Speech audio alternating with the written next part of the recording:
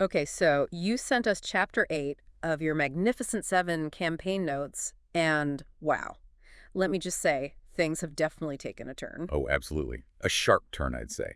Yeah. We left them at the Pedalist Temple, Yeah. dealing with the aftermath, saying goodbye to some members. Right, and now the remaining group, Quinn, Danton, Darren, D-Max, Ekni, and Talia, they're barely out the door, and bam, ambush. Exactly. Yeah. But before we get to the ambush, let's quickly touch on that departure. It sets the scene, right? Cortland's gone, but not before securing a pretty hefty line of credit for them. Yeah, through that Glorian notary, like an old school bank almost. Pretty much. And it meant nearly 1,000 gold pieces each. Even for Alivor, who's still unconscious back at the temple. That says a lot, holding his share. They're really banking on finding this Lord Celatum to heal him. Definitely. It's a clear goal amidst the chaos. And speaking of goals, they didn't just pack up and leave. They hit the library first. Ah, yes, the research phase. What were they looking into? Vampires? Vampires, yeah. Origins, how to fight them. The Silver Sentinel sounds like a key piece of lore there. And even, interestingly, the nature of vampirism itself. Cures, maybe? And Cortland's free will. That's intriguing. Suggests there might be more to his departure or actions than meets the eye. It certainly plants a seed, doesn't it? It shows they're thinking deeper, trying to understand the why behind the threats, not just reacting. It really underlines that shift you mentioned in the notes. They're not just individuals anymore. They seem much more like a team, a proper unit. Driven by, loss and maybe a bit of revenge against the Marble Fangs, and Cillian Lorne if he's still kicking around. There was that brief exchange you noted, too, between Quinn, Talia, Darren, and D-Max, just sort of acknowledging how different things feel now. Yeah, Quinn saying it feels strange being just 6. Talia missing the usual banter. Darren sounding, well, grimly determined. It's quiet but powerful. Sets a somber tone as they leave the temple behind. Yeah, it really does. They take that look back, the temple's shrinking, and you feel that unspoken understanding between them. Then, uneventful travel. For a bit. Until it wasn't. Sounds of fighting up ahead. Yep. Shatters the peace. They crest a rise and see this chaotic scene below. A camp near a low cliff, clearly under attack. 3 people desperately fighting off 4 attackers. So, immediate dilemma. Get involved. Or keep walking. Their first instinct, according to your notes, was to observe, assess the situation. And what did they see, besides the chaos? Well, the defenders looked like a classic adventuring trio almost.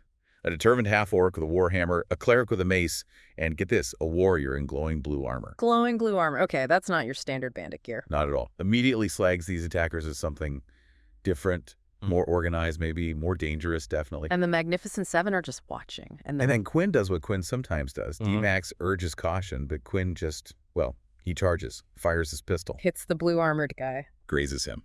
But the reaction is the key part. The warrior just glances at the wound, almost curious, then goes right back to fighting, like it was nothing. Whoa, okay, so tough opponent. Understatement. Darren tries a crossbow shot next. Same result. Bounces off or does minimal damage. The blue armor seems incredibly effective. So direct assault isn't working on this one. What about the others? Well, Talia, she does the smart rogue thing, Yeah. slips into the woods, finds cover, she's hidden, assessing. Smart move. Always good to have a stealthy approach available. And next. Sighs. Gives this little shrug like, here we go again, and then werewolf.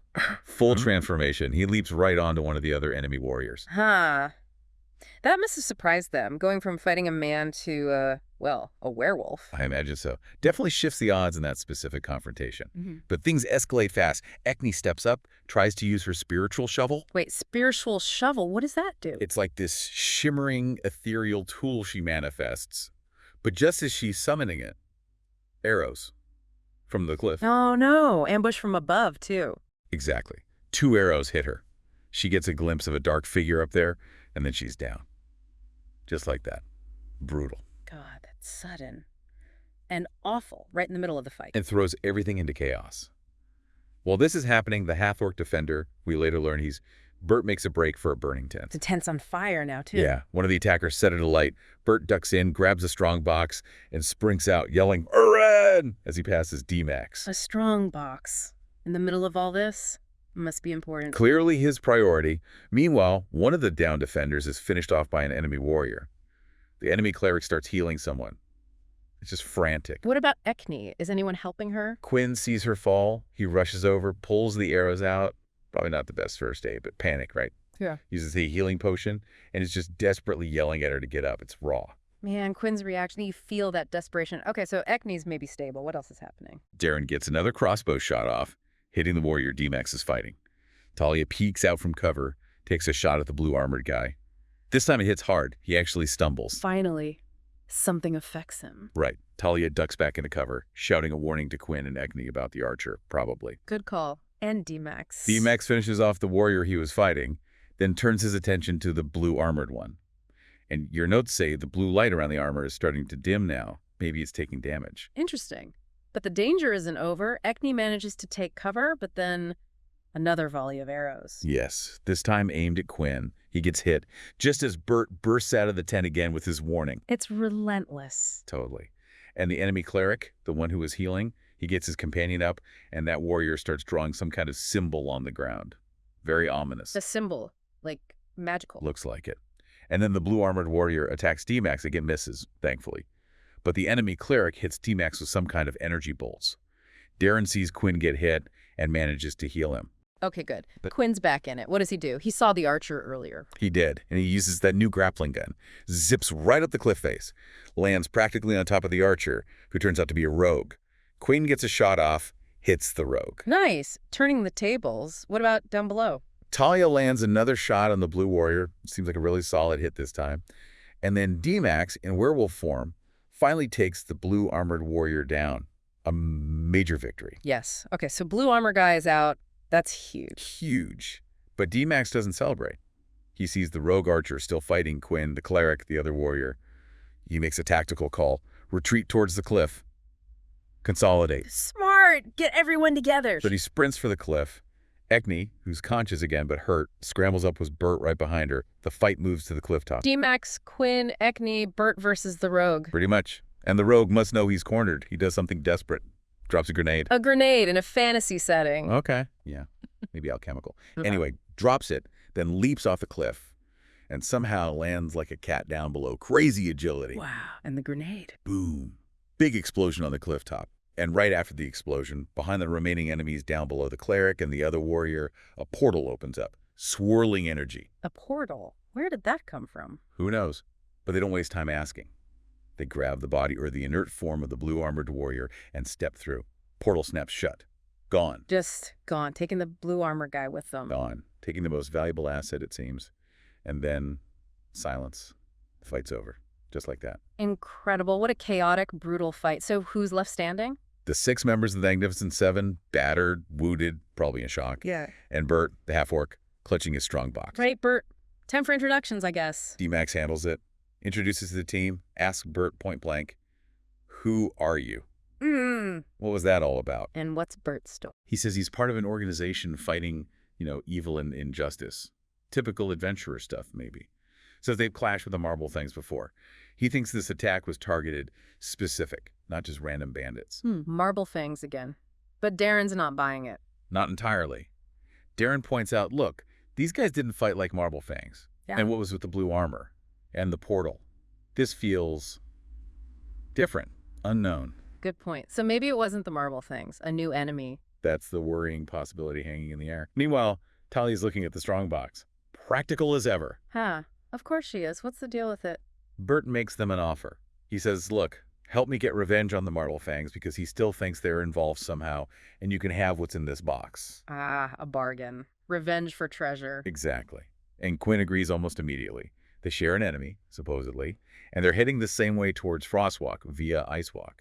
Makes sense, sort of. And surprisingly, Ekni and Talia are okay with Bert keeping his money, if that's what's in the box. Yeah, they agree the priority is the shared goal, the shared enemy.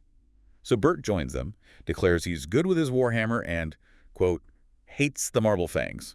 And just like that, they're 7 again. D-Max even comments on it. Back to 7. Yeah. Though Darren gets a sarcastic line in, and Bert gets a bit defensive about how weird the attackers were, there's still some tension there. Understandable. Trust needs to be earned. What happens next? They can't just stay there. No. First, respect for the fallen.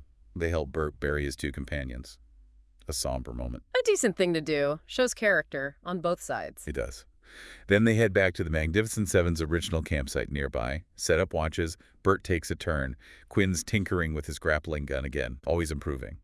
The night passes okay. Yeah, a light snowfall, but otherwise quiet. Uneventful, thankfully. They needed the rest. But trouble never stays away long with this group, does it? Seems not.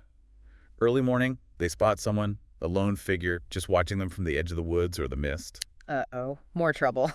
They go to investigate, of course. And they find footprints, a single set, leading away, and then just stopping, vanishing into thin air. Disappearing footprints. Talia must love that. Her frustration is noted, yes. She hates disappearing tracks.